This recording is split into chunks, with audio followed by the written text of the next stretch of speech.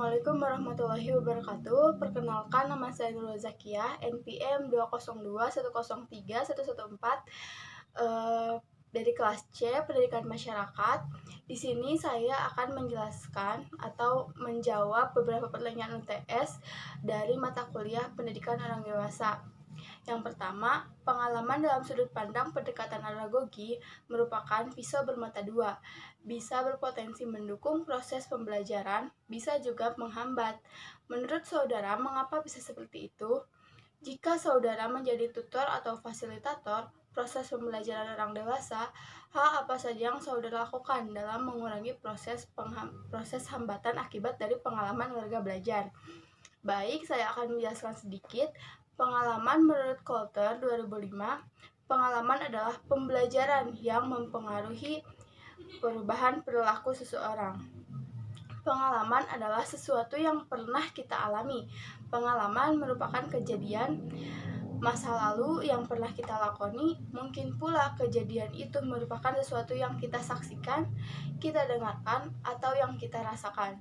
Setiap orang tentunya memiliki pengalaman yang berbeda-beda. Tidak setiap pengalaman itu indah atau bahagia.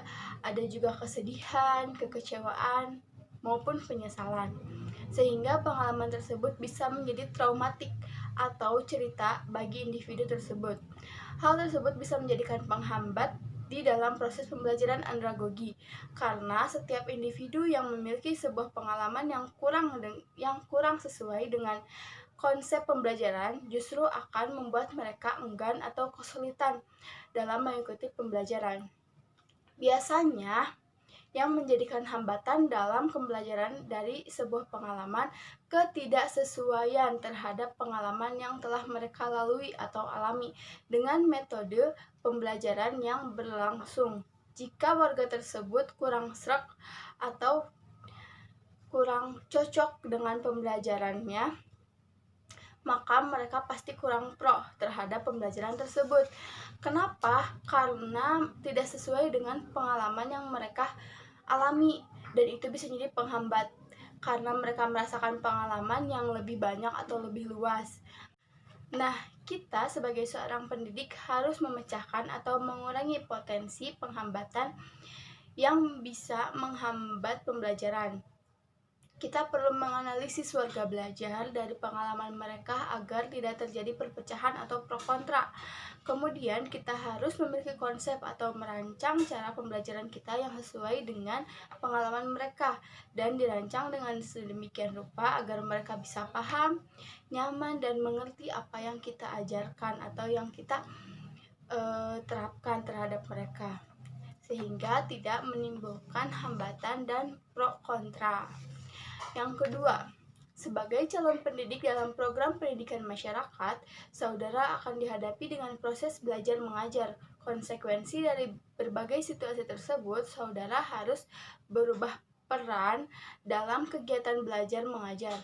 Jelaskan peran saudara jika kondisinya A. Warga belajar sangat bergantung, B. Warga belajar mulai tertarik dengan proses belajar, C. Warga belajar sangat tertarik dan ikut diskusi, D. Warga belajar memahami pentingnya materi belajar dan dengan sadar belajar dengan sendirinya. Baik, dimulai dari yang A, warga belajar sangat bergantung. Nah, jika warga belajar yang sangat bergantung, maka kita sebagai pendidik harus mengambil sikap tegas terhadap peserta didik tersebut dan bisa menjadi guru yang baik agar mereka bisa memahami pembelajaran dan lebih mandiri untuk kedepannya, agar mereka memiliki pengalaman yang luas. B. Warga belajar mulai tertarik dengan proses pembelajaran. Jika warga belajar sudah tertarik dengan proses pembelajaran, maka kita harus memberikan reward atau apresiasi terhadap peserta didik agar mereka lebih semangat atau lebih giat dalam pembelajaran. Dan tidak lupa juga kita harus memberikan motivasi supaya mereka mau mengembangkan kreativitas mereka atau semangat dalam belajar mereka. C. Warga belajar sangat tertarik dan ikut berdiskusi. Jika warga belajar sudah tertarik dan mau mengikuti diskusi dalam pembelajaran, sebaiknya kita bisa menempatkan diri sebagai teman diskusi mereka atau memberikan tema diskusi yang menarik sehingga mereka tidak bosan dalam mengikuti pembelajaran dan perdiskusian tersebut. Yang D, warga belajar memahami pentingnya materi belajar dan dengan sadar belajar dengan sendirinya. Jika warga belajar tersebut sudah menyadari akan hal itu dan ingin belajar sendiri, kita harus menempatkan diri sebagai konsultan atau mendampingi mereka belajar untuk memahami materi yang mereka pelajari.